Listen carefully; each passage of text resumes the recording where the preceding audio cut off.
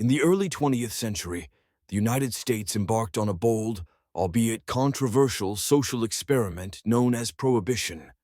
Instituted by the 18th Amendment in 1920, Prohibition outlawed the production, sale, and transportation of alcoholic beverages.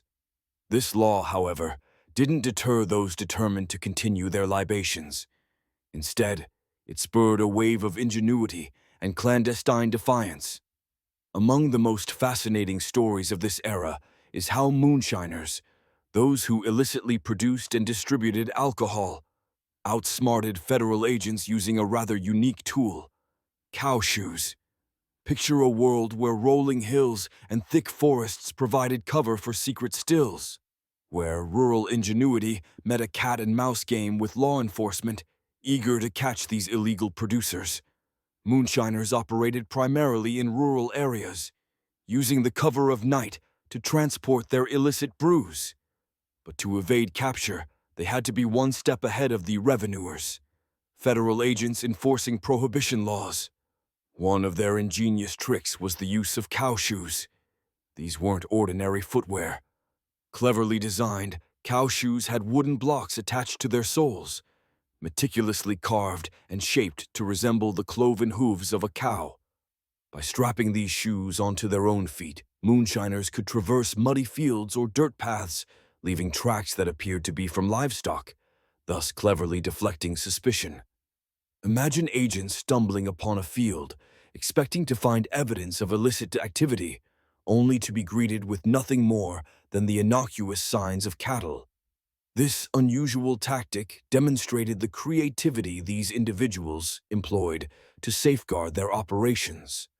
The mere thought of such ingenuity, using nature as an ally, stands as a testament to their resourcefulness. This tactic was especially effective in rural areas where farms were common and the presence of cows was a usual sight, not raising the slightest suspicion. The moonshiners knew that the federal agents were not particularly familiar with the subtle details of rural life. This lack of familiarity served as an opportunity, a gap in knowledge that the moonshiners could exploit. However, the life of a moonshiner was fraught with risk.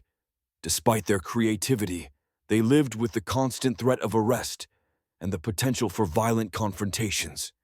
The stakes were high, yet the allure of profits, coupled with the desire to uphold a cultural tradition of alcohol production, fueled their persistence. By the time Prohibition ended in 1933, with the 21st Amendment, moonshiners had left an indelible mark on American history. While their practices were illegal, they highlighted the lengths to which individuals will go to preserve their way of life, even in the face of significant legal challenges. The era of Prohibition might have been short-lived, but it fueled a legacy of innovation and rebellion.